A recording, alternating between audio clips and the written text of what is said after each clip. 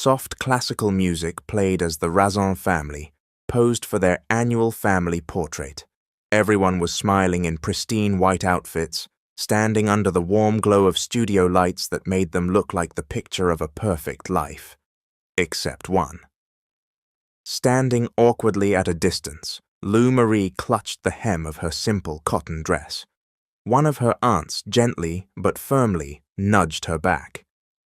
"You're not part of the family portrait," the woman said coldly, her voice wrapped in icy politeness. "You're just legitimate." Lou Marie's cheeks flushed. She didn't cry. She just stared at the camera, her vision slowly blurring, not because of the lights, but because of the emotion welling inside her. Then the garden gate opened, and silence fell. Mr. Alfonso Razon had arrived, the CEO, the patriarch, the man who stood at the helm of one of the largest corporate empires in the country. Without a word, he strode into the center of the setup. His eyes were unreadable, face carved from stoicism. He glanced at the photographer, then at his lined-up children. Finally, his gaze landed on Lou Marie. His voice, though calm, echoed across the lawn.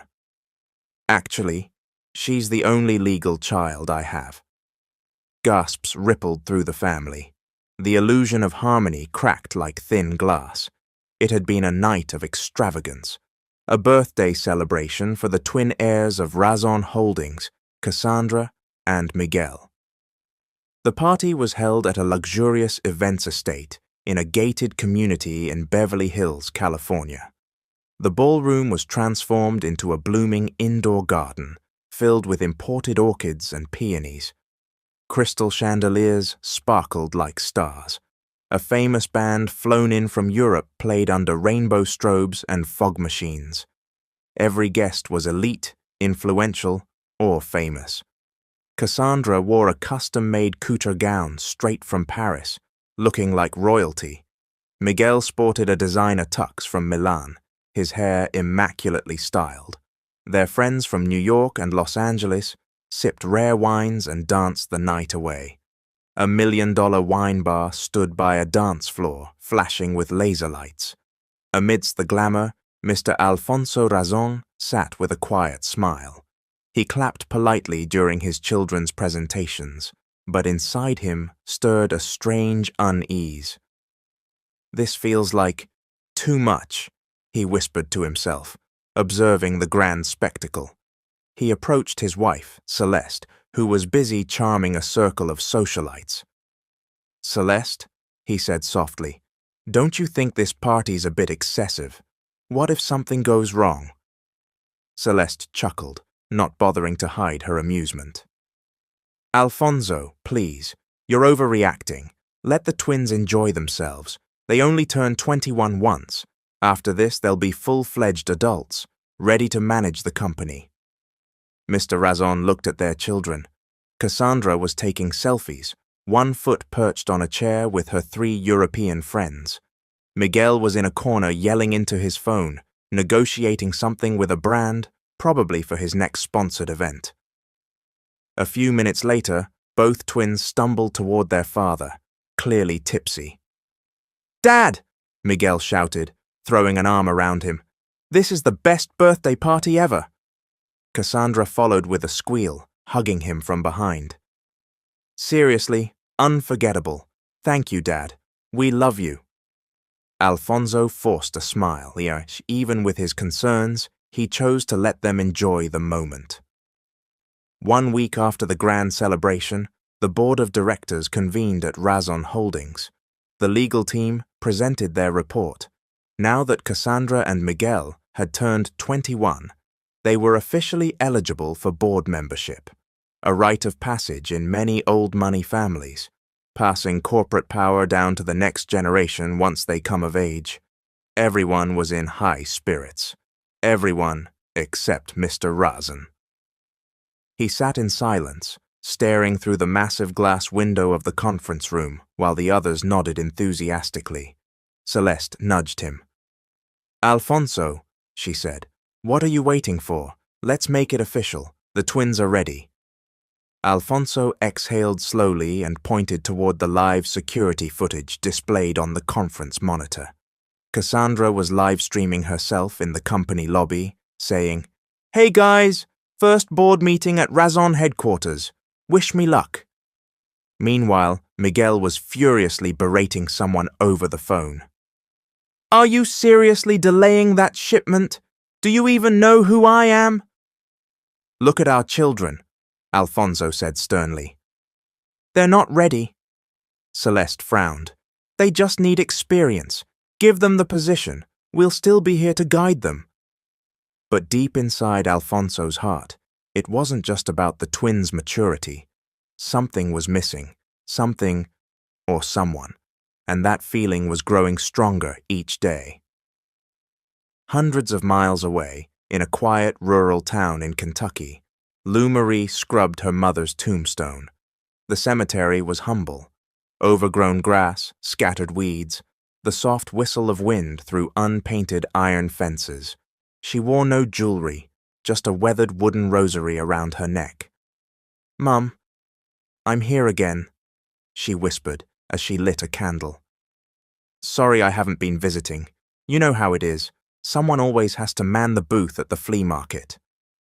Soon her grandmother, Grandma Joanne, arrived, carrying a woven basket of vegetables.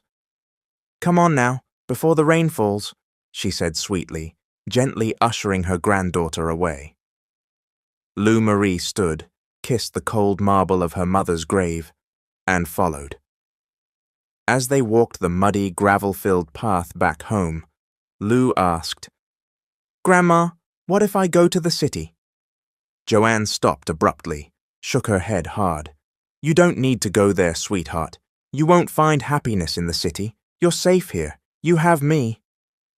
"But Grandma," Lou whispered, her eyes searching the grey clouds above, I feel like something's missing. Like there's something I need to know. I don't feel whole." Joanne's grip tightened around Lou's hand.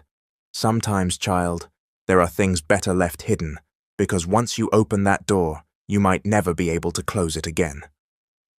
But in Lou Marie's eyes was determination, not for wealth or fame, just the truth about who she really was and why she was hidden away in a world that seemed to be hiding its own secrets. Night fell quietly over the offices of Razon Holdings, unlike most evenings, when the sound of elevators, high heels on marble floors, and laughter from the boardroom echoed through the halls. The building now seemed to be asleep. But at the very top floor, in an office with a panoramic view of the city skyline, one man remained awake. Mr. Razon sat behind his desk, unmoving, this time not as the chairman of a corporate empire, but as a restless man. A man holding a glass of brandy he hadn't sipped. He stared out the floor-to-ceiling windows as the city lights twinkled like a galaxy trapped in glass. His wife and children had gone on a vacation to Greece. They had begged him to come, but he declined, citing pending contracts and meetings that couldn't be rescheduled. The truth? He wasn't sure why he didn't go. Something in his chest just wouldn't let him rest. "What is this feeling?" he murmured, not really expecting an answer. He set down the brandy and leaned back in his leather chair. Slowly, his mind wandered to a time he had tried hard to forget, a chapter he believed time had already buried. But tonight, it returned, whole and vivid. He was young then, just 26, not yet the formidable Don Razon of the industry, just an heir living under the expectations of his elite family in a mansion in the gated community of Forbes Park. Every step in his life was scheduled: business meetings, private tutors, etiquette classes. His entire existence was orchestrated. But beyond those tall walls, someone had captured his heart: Gloria.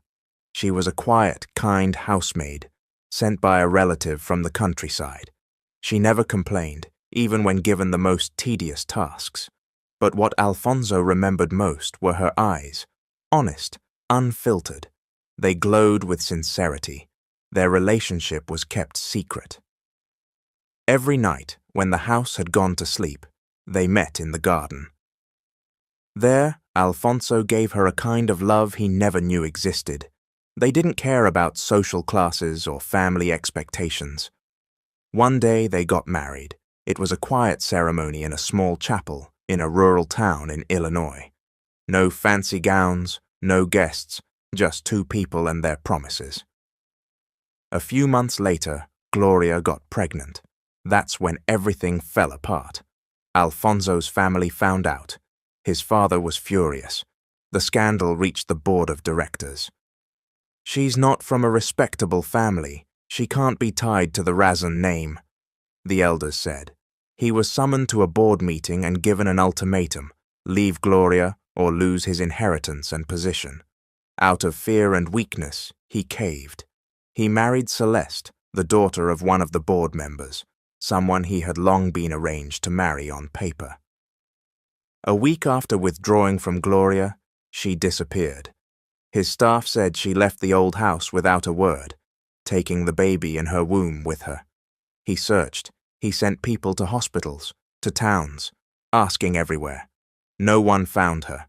Whether his family covered it up or Gloria chose to disappear on her own, he never knew. Years passed. He learned to stay quiet. He buried the pain and tried to live the life chosen for him.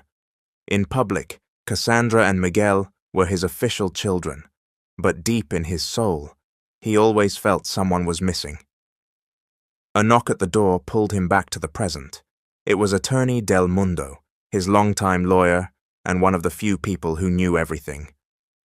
"Come in," Alfonso said quietly.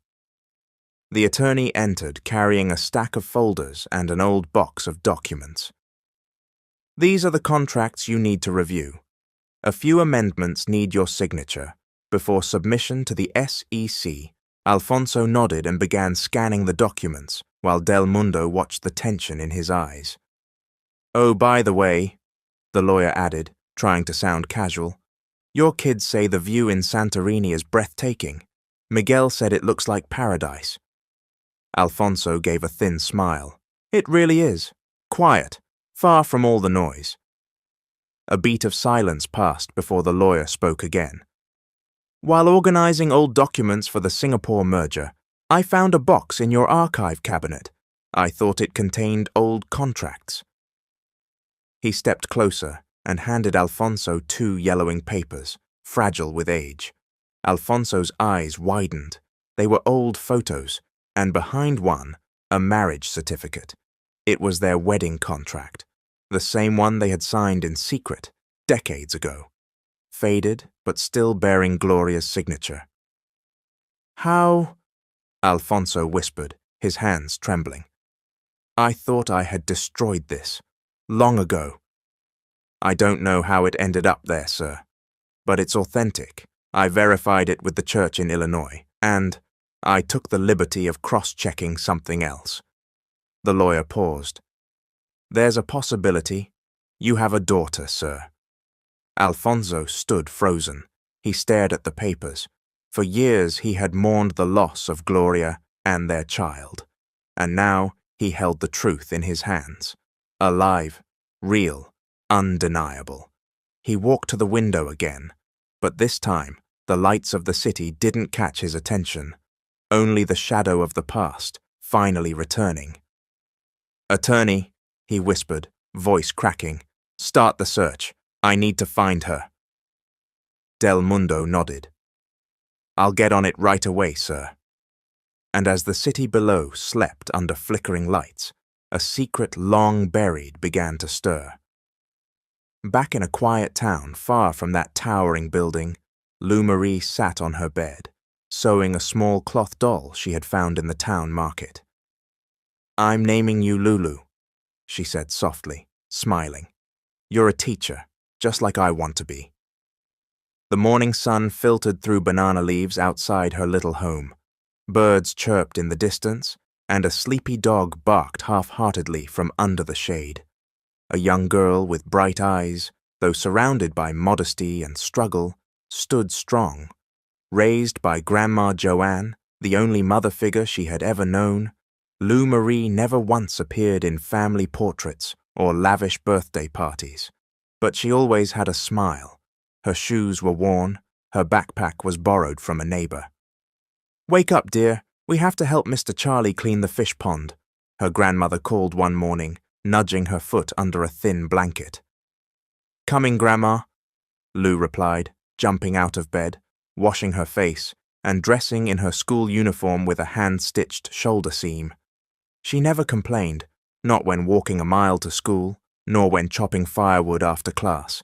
She tutored younger students and always ranked first in class.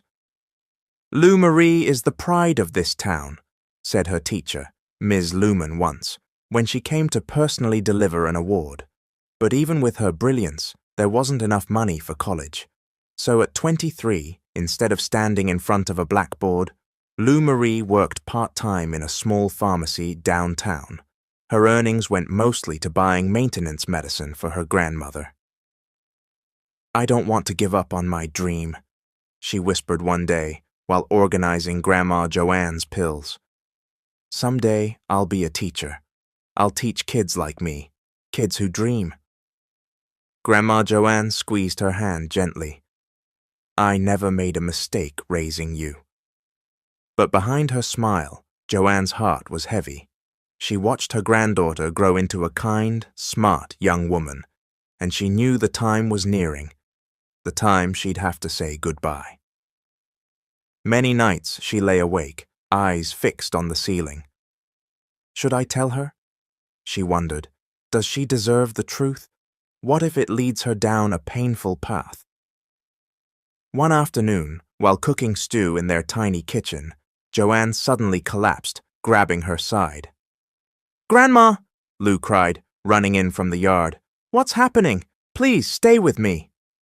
Blood had soaked through Joanne's shirt. Lou Marie rushed her to the nearest hospital. After tests and an ultrasound, the diagnosis came: ovarian cancer, terminal stage. Inside the hospital room, Lou Marie screamed, "There has to be something we can do. Please, save her." The doctor shook his head solemnly. "Even if we bring her to New York, her body won't survive aggressive treatment. It's spread everywhere." Lou Marie's tears fell. She clung to her grandmother. "Don't leave me," she whispered. Joanne wiped her granddaughter's cheeks. "It's okay, my child. I'm old, but I can go in peace, knowing you've grown into a good woman." A few days later, doctors allowed Grandma Joanne to return home, per her request. Lou Marie left work. She spent her days at her grandmother's side, changing sheets at dawn, feeding her porridge, reading her poems. But each passing day brought more weakness. One night, as they lay in the same bed, Joanne whispered, "I have to tell you something." Lou paused mid-sentence, closing the book in her hands. "What is it, Grandma?" Joanne laid a trembling hand on Lou's arm. "You've always known your mother loved you. She asked me to raise you right, and I did everything I could. I never lied to you, except for one thing. Your father, he's alive." Lou's eyes widened. "He's alive, sweetheart. He's powerful. He didn't leave you because he wanted to. He had no choice. He left your mom, too." "Why only now?" Lou asked through trembling lips. "Because I thought it would be better if you never knew. I thought you'd have a more peaceful life that way. But now I need you to know the truth. Find him." Lou Marie's world stopped. So many questions, once buried, suddenly had names. "Who is he? How do I find him?" Joanne smiled weakly, tears welling. "Go to the city. Look for the name Alfonso Razon." And with those last words, Joanne drew her final breath in her granddaughter's arms. Lou Marie wept, but through the sorrow, a light began to shine. A light that would push her to rise, walk forward, and seek the truth that had long been hidden from her. Before the sun had even risen, Lou Marie was already awake. The house was quiet, the air still. It was as if even the wind was holding its breath, mourning with her the passing of Grandma Joanne. She opened the small wooden chest her grandmother had left. Inside were a few pieces of clothing, her mother's old rosary, and a small envelope containing the name that had haunted her thoughts. Alfonso Razon. Carrying nothing but fear and hope, Lou Marie boarded a Greyhound bound for New York City. With every passing mile, her heartbeat grew louder in her ears. She had never set foot in a city before. For her, the city had always been a myth, noisy, bright, and full of secrets. And within that world, one secret was waiting to be revealed. She arrived in Queens in the middle of the afternoon, greeted by the heat rising from the asphalt and the constant buzz of traffic and rushing feet. People hurried past without looking. The air was thick with exhaust and ambition. Instead of shrinking back, she clutched her bag tighter. "I can do this," she whispered. For the first week, she stayed in a small boarding house in Brooklyn, sharing a room with a few other young women, students working multiple jobs, all chasing the same dream. It was there she began a new chapter. From nothing, but with purpose. Thanks to a local non-profit that offered scholarships to underprivileged youth, she applied for a Study While You Work program. One of the program's corporate partners was none other than Razon Holdings. "Don't lose hope," the program coordinator told her as she handed over the application form. "Be honest, sometimes with hard work and faith, miracles happen." As if by miracle, just days later, Razon Holdings called her in for an interview. Wearing her best blouse, Lou Marie stood outside the company's towering glass building, emblazoned with the words, "Razon Holdings, Building Futures." The moment she stepped inside, she felt swallowed by the lights, the people, the noise, buzzing printers, elevators, cell phones ringing. But she kept her composure. She answered confidently during the interview, presented her modest academic record, and explained her goals: to work while studying. A week later, she was officially hired as a junior administrative assistant in the company's marketing department. Under the scholarship program, she worked part-time while taking general education classes at a partner university. And so began her new world, a world where she could finally become more than what others thought of her. Among the hundreds of employees, one person seemed to notice her almost immediately: Cassandra Razon. After their extravagant birthday party, Cassandra and Miguel had joined the company. Their father had assigned them to start at the bottom as brand promoters, hoping they would learn the business from the ground up. He believed they weren't yet ready for board roles, but for Cassandra, this was an insult. She was used to admiration and praise, not errands and schedules. One day, on her way to a product shoot in the showroom, Cassandra passed by the reception desk, where Lou Marie was organizing folders. Cassandra's eyes scanned the young woman, modestly dressed, no makeup, no designer labels. "New hire?" she asked a staff member. "Yes, ma'am. She's a scholar from the outreach program. Her name's Lou Marie, studying while working." Cassandra raised an eyebrow. "Scholar?" She leaned in slightly, watching Lou from a distance. "How did she get hired so fast? She just applied last week." It started as a small suspicion. Cassandra didn't know what she felt. Maybe jealousy, maybe irritation, or maybe it was the sense that something just wasn't right. Meanwhile, Lou Marie was adjusting to office life. Despite the exhaustion from her classes, she stayed committed, helpful, and quick to learn. Her co-workers began to admire her, but one day, someone from her past crossed her path again. "Lou!" a voice called out. She turned and her eyes widened. "Anton!" It was Anton, her childhood friend from the countryside, the boy who always had rubber bands in his pockets and once promised never to leave her. He had moved to the city before they started high school. Now he stood before her, wearing a corporate badge and holding blueprints. "I can't believe we're meeting here," he said with a grin. Look at you, fancy suit and everything, Lou Marie joked. They caught up in the 6th floor pantry, swapping stories. Anton explained that he had graduated in engineering through a scholarship as well, and now worked in the infrastructure division. It wasn't easy, Anton said. But my grandma used to say, if you have a dream, the world will always lead you back to your destiny. Lou smiled. That's exactly what Grandma Joanne always told me. Unknowingly, a long-dormant connection began to bloom again. Back in her glass-walled office, Cassandra watched Lou Marie from a distance and shook her head. There's something strange about that girl, she muttered. She's not ordinary. And while she kept watching, she didn't know that the girl she saw as insignificant was the one holding the key to the Razon family's future. Lou Marie didn't expect the heavy silence inside the elevator as she clutched her folders, heading to deliver reports to the marketing head. She stood straight, composed, just as she always reminded herself. At the 7th floor, the doors slid open, and someone stepped in. Time slowed. Her heartbeat did too. It was the man whose face haunted her dreams, the man whose eyes mirrored her own, Alfonso Razon. "Good morning, sir," Lou said politely, her voice struggling to stay even. "Good morning," he replied with a nod. Seconds passed in silence. She avoided looking at him, clutching her folders against her chest to silence the sound of her racing heart. Her throat tightened. "New employee?" Mr. Razon asked, not looking directly at her. "Yes, sir. I'm a scholar. Marketing department," she replied, trying not to tremble. Mr. Razon offered a small, polite smile. "That's good.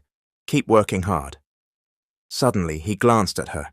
Just a brief moment, but it was long enough. He furrowed his brow, like something had triggered a memory. "Have you seen anyone who looks like me?" Lou wondered silently, holding back tears. The elevator dinged. "This is me," Mr. Razon said, as he stepped out without another word. She was left inside, gripping her chest, trying not to cry. "Dad," she whispered. The days passed, and Razon Holdings buzzed with wealth and momentum, but on the 6th floor, in the marketing and promotions department, tension simmered, especially between two women fate had written to collide, Cassandra and Lou Marie. Since Lou Marie's arrival, Cassandra had been unsettled. She couldn't explain it. Lou was punctual, efficient, naturally talented, but every word and action from Lou scratched at something inside Cassandra, an itch of resentment, confusion, and jealousy. "She just got here," Cassandra whispered as she watched Lou work. "And she's already climbing." She didn't know that her envy was starting to consume her. A few days later, their department head assigned the team to prepare for a major product relaunch, an event that would be attended by board members. "We're giving our scholars a chance to shine," the head announced. "Lou Marie, I want you on the presentation team. Share your ideas for the packaging redesign." Cassandra turned, stunned, her jaw clenched. Why her? She should have been picked. Pretending to support the team, Cassandra began secretly plotting. She convinced an IT staffer to accidentally delete Lou's file from the shared drive. Then she asked one of the graphic artists to delay the proposal layout. On rehearsal day, chaos hit when the main deck couldn't be found. "I saved it last night," Lou insisted, trying not to panic. From the corner, Cassandra feigned confusion. "Maybe you just didn't save it right. Or maybe you don't know how to use the system." But Lou didn't falter. She pulled out her notebook, filled with detailed notes. Using the whiteboard, she presented the entire proposal by hand. Diagrams, sketches, ideas. Though tense, Lou spoke with clarity and passion, and by the end of her impromptu presentation, the room had gone silent. Then applause. A senior board member said, "Impressive," If this is the quality of our scholars, we need to expand the program. Alfonso Razon sat silently in the corner. He rarely showed emotion, but as he studied Lou Marie, something anchored his eyes to her face, the shape of her smile, the warmth in her eyes. A memory surfaced, Gloria, smiling as she cooked breakfast in their old house, sweaty but radiant. And now, here was a young woman reflecting that very same light. No, he muttered to himself. It can't be. That's impossible. But he couldn't shake the feeling. After the meeting, he called his lawyer.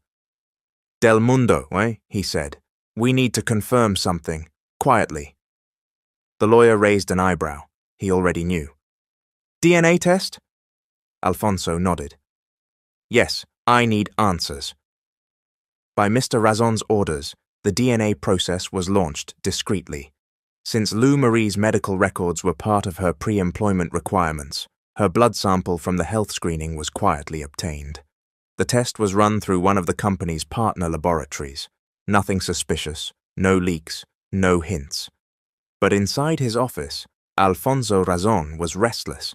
If his suspicion proved true, if Lou Marie really was his daughter, everything would change.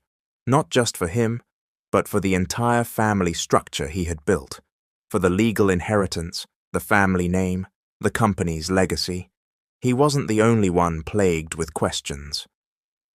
As Cassandra watched Lou Marie receive praise from directors and warm greetings from fellow employees, her bitterness deepened. What is it about her? She whispered to herself. Why does she feel connected? She started her own investigation, spoke with janitors, chatted up HR clerks and front desk receptionists. She asked where Lou came from, what her background was, and why upper management seemed unusually warm toward her. But everywhere she turned, the answer was the same. She's a scholar, smart, from the countryside, no known family here in the city. That wasn't enough for Cassandra. She wouldn't stop until she uncovered the truth. Meanwhile, Lou Marie remained silent. She chose to focus on her work and her studies. Some nights, she sat alone in her boarding house room, holding her mother's old rosary while staring out the window. That was him, she whispered. But how do I talk to him? And if I do, will he accept me? She didn't know that somewhere in the company's upper floors, the same man watched her every move. Not only because she worked hard, but because something in his heart was beginning to recognize her. And in the days that followed, a single sheet of paper would carry the answer. A DNA report. A result that could either destroy everything or finally open the door to truth. Inside a private suite at an upscale spa in Manhattan, Cassandra was getting her nails done while sipping iced coffee. Beside her sat Celeste, poised, smooth-skinned, and undeniably formidable in any social circle. Despite the relaxing setting, their conversation brimmed with something darker. "Mum, I swear I don't like that girl," Cassandra said, trying to keep her irritation in check. "That girl, Lou Marie, there's something off. She's too good, too fast. It's annoying." Celeste sipped her green tea. "What do you mean by something?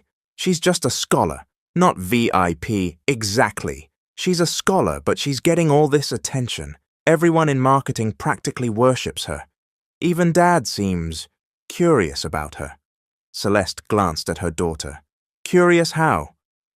"I don't know. I've seen them bump into each other.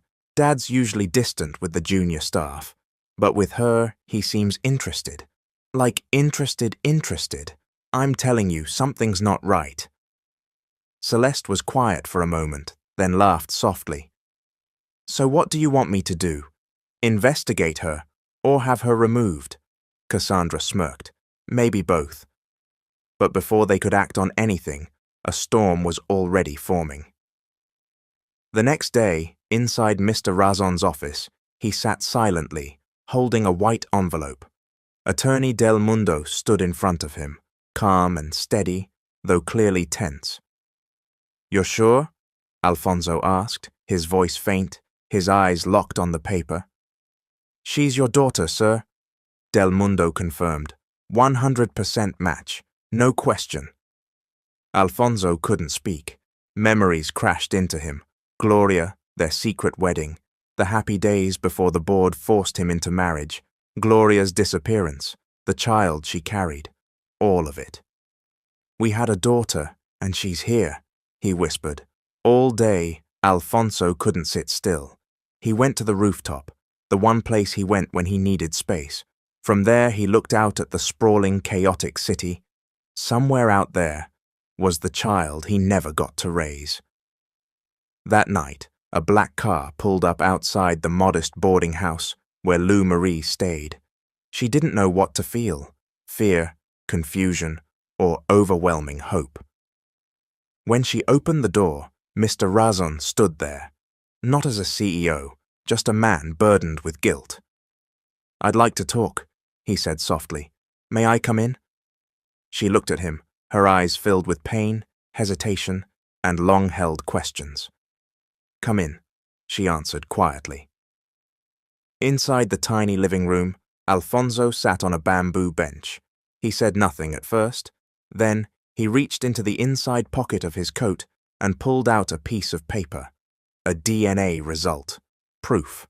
"You're my daughter, Lou Marie," he said, direct and unembellished. "I didn't know before, but now I do, and I can't pretend anymore." Lou Marie gasped and covered her mouth. Her tears flowed without a sound. Her heartbeat echoed in the silence. "I knew," she whispered. "That's why I'm here. I wanted to meet you, but I was too scared." Alfonso stood and gently placed his hands on her shoulders. "If I could hug you right now, I would," he said. "But I don't want to force anything. I just want you to know. You have a place with me. You have a place in my family." The next morning, a sleek black SUV pulled up at the Razon estate. Lou Marie stepped out, wearing her best blouse and skirt. The mansion was intimidating. White columns, polished stone walkways, immaculate hedges. Her heart pounded, but before she could even knock, a sharp voice met her. "What the hell is she doing here?" Cassandra stood in a silk robe, still holding her phone.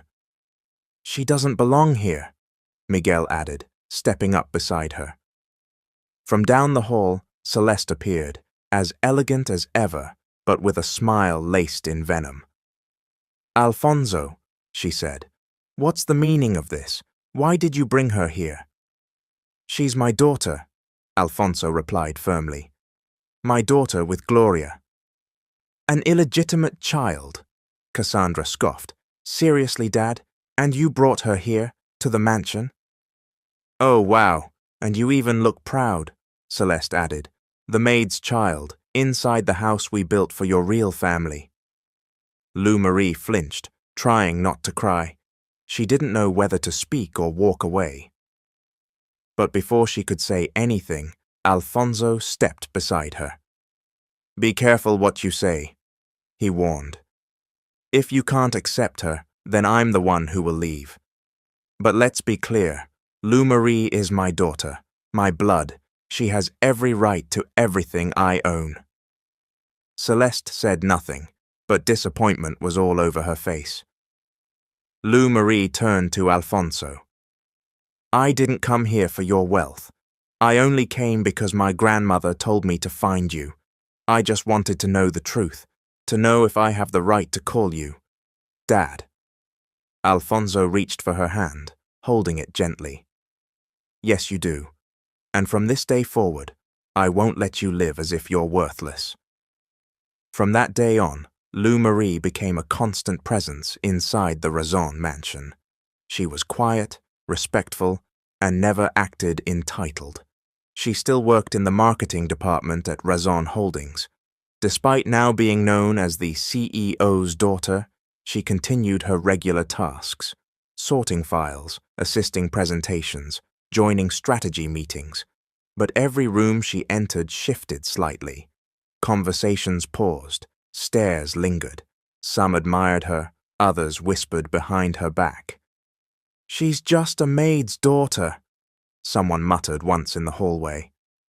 "But she's the legal child," another corrected.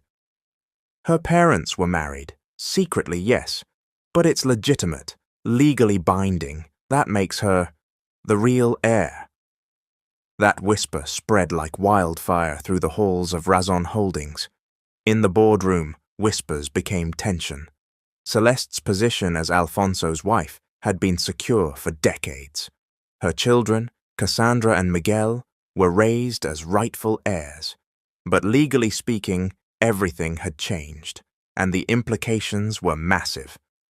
One afternoon, during a private executive meeting, Alfonso dropped a bombshell. "I'm preparing my succession plan," he announced. Heads turned, silence fell. "I'll be dividing responsibilities among my children," he continued, "and I will be acknowledging Lou Marie as the rightful heir to the chairmanship." Celeste slammed her hand on the table. "You can't be serious." "I'm not asking permission," Alfonso replied coldly. "You want the company to fall apart," Miguel burst out. "You're going to give her power, someone who just came out of nowhere, who doesn't even have a degree yet." "She's studying. She's earning it," Alfonso answered. Cassandra stood up. "Dad, if you do this, we'll lose respect. We'll lose the board." Alfonso looked at both of them. "Then earn that respect yourselves, because Lou Marie is earning hers." The storm brewed quickly. Cassandra became colder, Miguel more aggressive. At home, they ignored Lou Marie completely. At work, they challenged every move she made. Celeste called a lawyer, quietly, secretly. "I need you to find a loophole," she said. "There must be something that can nullify that marriage certificate, or at least strip that girl of any right to inheritance." But there wasn't. The marriage had been legally registered in Illinois. Gloria had never married again. The child, Lou Marie, had never been adopted, and Alfonso, as biological and legal father, had already acknowledged her publicly and on paper. "She's the rightful heir," the lawyer confirmed. "There's no going around it." That night, Celeste cried alone in her walk-in closet. Her tears weren't for love. They were for power, for a status that was slipping away with every passing second. Meanwhile, Lou Marie remained composed. She continued her classes, worked her shifts, and spent quiet moments on the rooftop garden of the Razon mansion, her favorite spot. The wind was gentler up there. The noise faded, and for a while, she could breathe. One afternoon, while sitting on a bench with her notebook, someone approached her. It was Anton. He stood there with a small bouquet of sunflowers. "I got promoted," he said, smiling. Lou beamed. "That's amazing." "And I wanted you to be the first to know," he said, handing her the flowers. She accepted them quietly, smiling shyly. "You've changed," he told her, "but in a good way. You still work hard, you still care, but now you walk like someone who knows her worth." Lou looked down. "Sometimes I still feel like I don't belong here."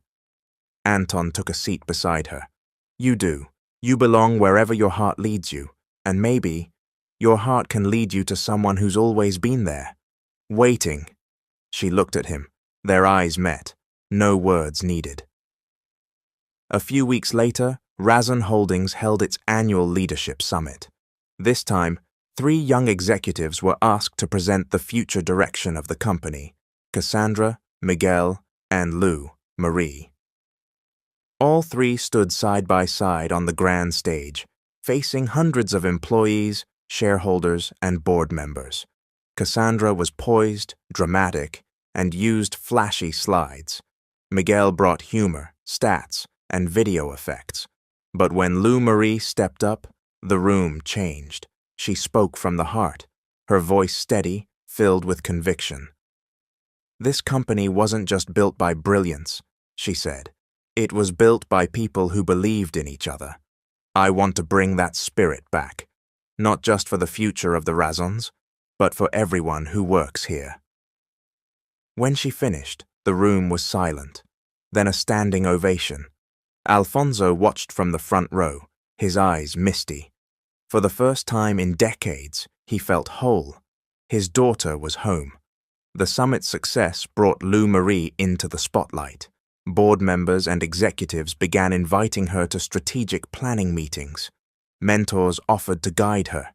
Even employees in the lower ranks smiled when they saw her in the elevator or cafeteria. But with her rise came deeper hostility from Cassandra. "She's stealing everything that was supposed to be mine," Cassandra hissed to Miguel one evening as she slammed her door shut. "She's not even trying," Miguel said, pacing the room. "That's what pisses me off. She just shows up and now everyone's praising her like she's some savior." Cassandra clenched her fists. "Then we'll make sure they stop praising her." The following week, a rumor spread inside Razon Holdings. Someone leaked a file.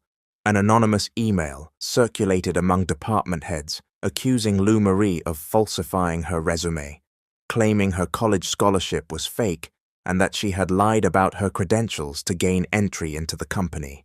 People whispered. Screens flashed her name. The HR department launched a quiet internal audit. When Lou Marie was called in, she didn't deny anything. "I didn't falsify anything," she said calmly. "You can verify everything with the program director." The HR head nodded. "We're already doing that." She stepped out of the room with her heart racing, but her head held high. Later that day, Alfonso summoned the executive team. "Find out who started this," he ordered. "Trace the IP address. I want names." Within 24 hours, the IT team presented the report. "It came from Ms. Cassandra Razon's office," they said. The email was sent using a side unit not connected to the company network, but still inside the building. Alfonso stared at the screen, jaw tight. "I want her here," he said. When Cassandra walked into her father's office, she didn't expect the cold silence. Alfonso faced her. "Do you have something to confess?" Cassandra crossed her arms. "I don't know what you're talking about." He handed her the printed report. Her face paled. "Did you think this wouldn't come back to you?" he said sharply. "You tried to destroy your own sister."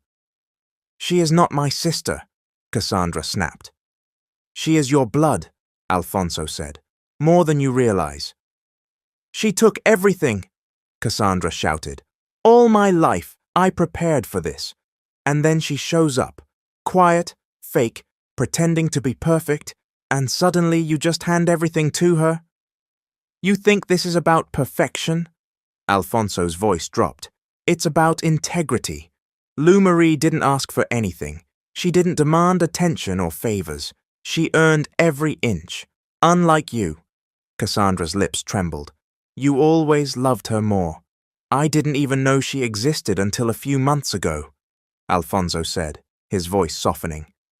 "But now that I do, I will protect her." Cassandra stormed out of the office. That evening, Lou Marie sat alone on the rooftop again. The city lights below flickered like distant stars. She held a cup of coffee, the wind brushing strands of hair across her face. Anton arrived, placing a jacket over her shoulders. "I heard what happened," he said. Lou sighed. "It's not the first time. It won't be the last." "You still want to stay?" She nodded slowly. "Yes, not for the inheritance, not even for the company, but because I want to prove that no matter where you come from, you can stand beside anyone, even if they try to push you out." Anton watched her with admiration. "You're strong." She gave him a tired smile. "I'm just trying to be." A month later, Alfonso gathered the board and his family in the main conference hall. "This is my final decision," he announced. "Lou Marie will be named my successor. She will hold 40% of the company. The rest will be shared by Cassandra and Miguel." He looked at Celeste, who stood at the back in silence. "I know many of you have concerns, But this is no longer a question of status. It's a question of merit and justice. No one objected, not even Cassandra, because even she knew, deep inside, her father was right.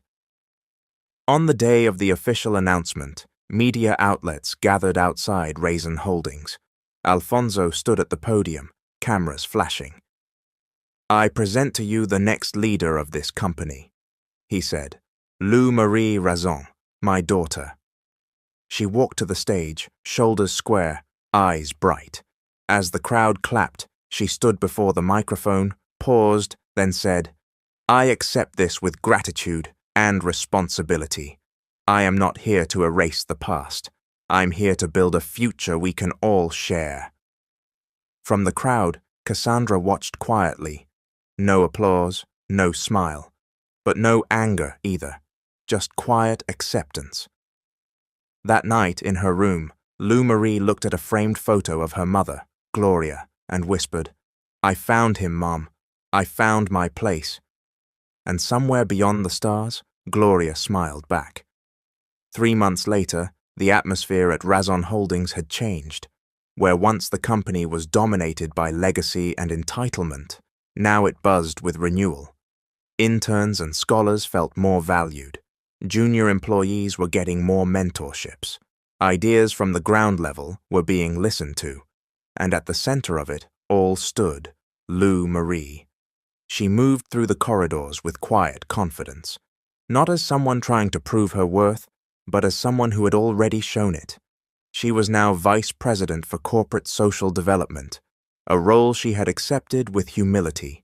She still lived simply, still took public transit, still helped the same scholars she once studied beside, and she never forgot Grandma Joanne's words. "Help others rise with you." Meanwhile, Alfonso had started to slow down. He began delegating more tasks.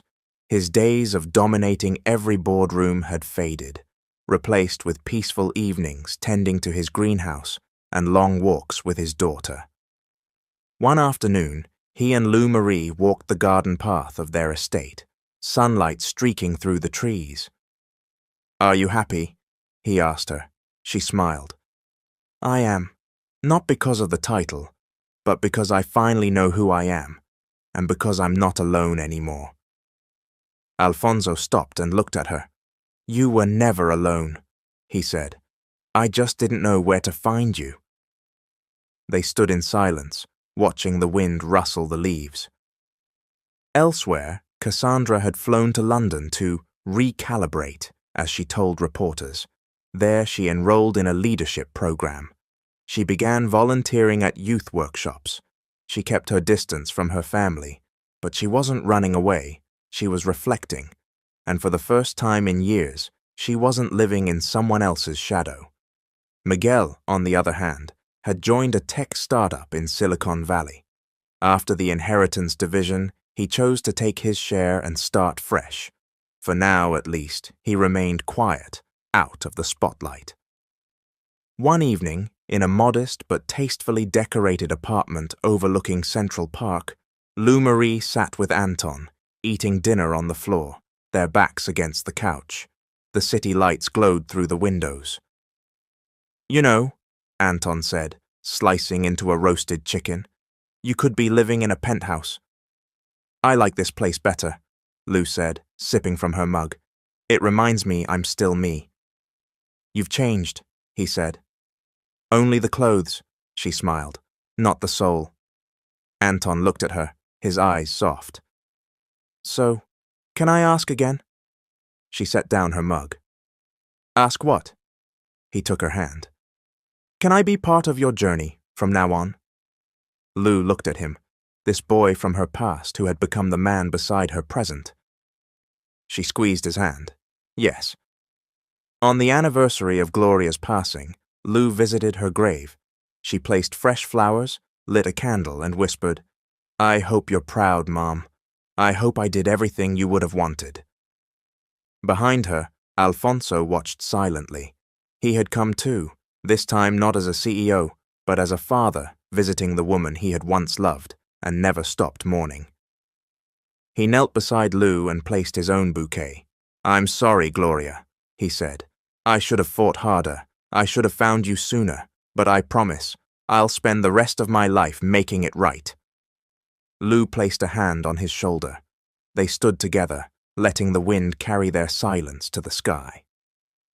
In the months that followed, Razon Holdings launched its biggest social initiative, education programs for underprivileged youth across the country, community centers, job training for out-of-school young adults.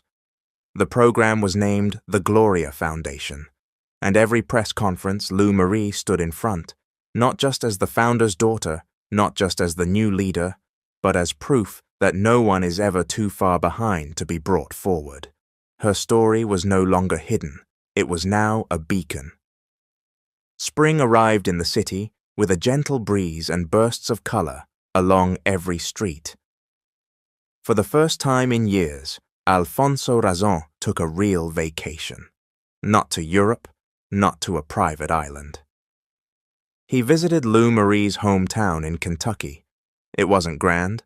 There were no fancy hotels or lavish parties, just old streets, the smell of grilled corn from roadside stalls, and people who still smiled when they passed strangers. He walked the path his daughter had taken many times. He visited the small cemetery where Gloria and Grandma Joanne rested side by side. He brought flowers. He sat between the graves and closed his eyes. "I'm sorry," he said again, "but thank you for raising her the way I never could." Later, he met the townspeople. Many were still shocked to see him there, the tycoon they had only seen on television. But he wasn't there to be admired. He was there to listen and to understand where his daughter had come from. Back in New York, Lou Marie was preparing for her final exams. She had insisted on finishing her degree properly, even though she had already been given authority at Razon Holdings. "I want to finish what I started," she told Anton. "For me, for Mum, for Grandma." Anton supported her every step. He even helped quiz her late into the night, sometimes falling asleep with flashcards still in hand. One day, as Lou Marie walked into class, her professor handed back their final research papers. "Excellent work, Miss Razon," the professor said with a nod. "Top marks." Her classmates clapped politely. She smiled, humbled, and took her seat. When she stepped out of the building that afternoon, Anton was waiting with a bouquet of white lilies. "For the graduate," he said with a grin. "Not yet," she laughed, still waiting for confirmation. But he pulled her into a hug anyway. "You did it." A week later, the university held its graduation ceremony. Lou Marie walked across the stage wearing her cap and gown, her name called out under the cheers of both her fellow scholars and executives from Razon Holdings. Alfonso stood in the front row, clapping proudly. Afterward, they celebrated with a simple dinner at Lou's apartment. No reporters, no flashy guests, just family, her closest friends from the program, and Anton's homemade lasagna. There, Alfonso raised a glass. "To my daughter," he said, his voice full. "Not because she's smart, not because she's now a graduate, but because she never forgot who she was." Lou Marie smiled, tears gathering in her eyes. "To new beginnings," she toasted. Months passed. Razon Holdings expanded further under Lou Marie's leadership. More outreach programs were launched. Internal promotion systems became more transparent. Employee satisfaction hit record highs. But Lou Marie remained grounded. She spent weekends volunteering in reading centers. She taught a class every Saturday in an after-school program downtown. She still answered emails herself, still brought her own coffee to work. And one sunny morning, she stood before a group of young scholars entering the company for the first time. She looked around the room, nervous faces, excited smiles, unsure eyes. And then she said, "I started just like you, and I want you to remember, you don't need a famous last name. You don't need to be born into power. What you need is heart, purpose, and the courage to keep showing up. One of the young girls raised her hand.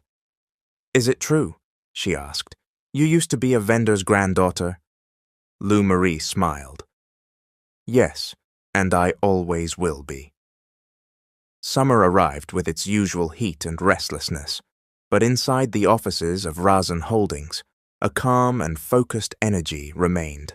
For the first time in years, the company was making headlines not for its profits, but for its people. Human First Leadership, read one magazine headline, with a photo of Lou Marie on the cover. She wasn't wearing a designer dress. She wore her favorite white blouse and navy slacks, standing in the middle of a classroom during a community literacy drive. She didn't expect the attention. She didn't seek it. She simply kept doing the work. Meanwhile, Alfonso began writing a book. Not about business, about life. He titled it, A Garden I Almost Forgot. The manuscript was a collection of letters, some for Gloria, some for Lou Marie, and a few for himself. He wrote every morning before sunrise, always seated in the same spot in his greenhouse, with a cup of black coffee and the scent of lavender rising from the nearby pots. He included the story of their secret wedding, of the baby he never got to hold, of the guilt that never left, and of the peace he found after facing it. I lost her, one entry read, but she left behind someone who found me. That fall, Cassandra returned from London. Her hair was shorter, her clothes simpler, her tone less sharp. She didn't announce her return with a press statement. She simply walked into the office one afternoon, greeted the receptionist, and headed to the upper floors. Lou Marie was surprised when Cassandra knocked gently on her door. May I? Cassandra asked. Lou stood. Of course. They hadn't seen each other in over half a year. There had been no messages, no calls. But now, in this quiet moment, something felt different. I wanted to say thank you, Cassandra said. Lou blinked. For what? For not fighting me back when I was awful to you, she said, folding her hands. And for proving me wrong in the kindest way possible. Lou didn't speak right away. She just nodded. Cassandra smiled faintly. Dad's writing a book, you know. I heard, Lou said. He says you're the best part of it, Cassandra added. I believe that. She stood, gave a small wave, and left without another word. And for the first time, Lou felt something new from her half-sister. Not competition, not hatred, but respect. Winter came, bringing with it a chill and the first snow. Lou Marie stood at the front steps of a newly constructed 2-story school building in rural Ohio. It was the first of 10 sites funded by the Gloria Foundation. This one would serve 5 neighboring counties and offer free education, meals, and digital literacy for children and teens. As she cut the ribbon, local families clapped. Children ran inside, laughing. Alfonso stood behind her, smiling, his coat pulled tightly against the cold. Beside him was Anton, who now served as Director of Infrastructure for the Foundation. You think she'll ever stop? Alfonso joked. Anton chuckled. Only if you order her to. Alfonso shook his head. Not in this lifetime. Lou walked over to them, her shoes dusted with snow. You ready for another site visit next week? Anton asked her. Lou nodded. Always. They stood together in silence, watching the children peek through classroom windows and explore the library.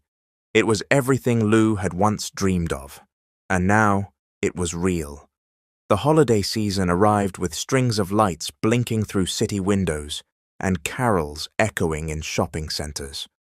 Razan Holdings hosted its annual year-end gala at a grand hotel ballroom in Manhattan. The event was packed with executives, board members, partners, and long-time employees. Everyone was dressed to the nines. Crystal chandeliers shimmered above white linen tables, and a string quartet played softly as people mingled with wine glasses in hand. This year, the spotlight was on Lou Marie. As she entered the ballroom in an elegant deep blue gown, the room seemed to quiet for a moment, not because of grandeur, but because of presence. She walked with grace, not arrogance, confidence, not show. Cassandra approached her with 2 glasses of sparkling water. "You'll need one," she said, offering a glass. Lou chuckled softly. "Thanks." "You look good," Cassandra added. "So do you." They toasted quietly. No tension, no jealousy. Later in the evening, Alfonso took the stage. He wore a classic tuxedo, his gray hair neatly combed, and his voice steady as ever. "I used to believe legacy was built on power," he said to the crowd, "that it came from ownership, from empire, but I was wrong. Legacy is built on the lives you change, and this year, our lives were changed by one person." He turned to Lou Marie, "Not because she's my daughter, but because she's a force of good, a reminder of who we were and who we can become again." He raised his glass. "To Lou Marie." The entire room followed. "To Lou Marie." She smiled, blinking back tears. After the speech, as people returned to dancing and celebrating, Anton approached her on the balcony. The city skyline glowed behind them.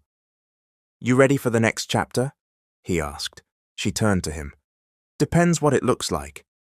He reached into his coat pocket and pulled out a small velvet box. She gasped.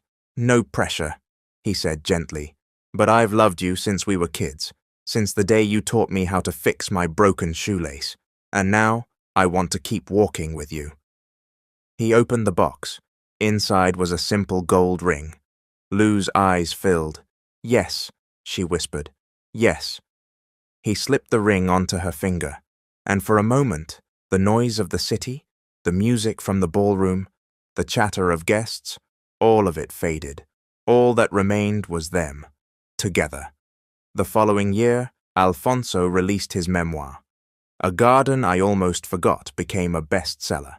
The foundation opened 5 more schools. Cassandra launched her own consulting firm.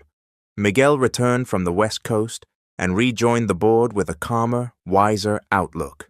And Lou Marie, she became the new chairwoman of Razon Holdings. She didn't wear crowns or chase titles. She didn't build walls around herself. She tore them down. She hired more scholars, brought in more women leaders, introduced flexible programs for single mothers, donated anonymously to rural libraries. She remained the girl who once sold snacks at the town market, who walked barefoot on muddy roads to school, who studied by candlelight.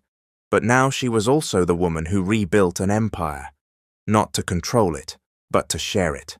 Thank you for listening. It's Mr. Hope again. Subscribe to this channel for amazing stories.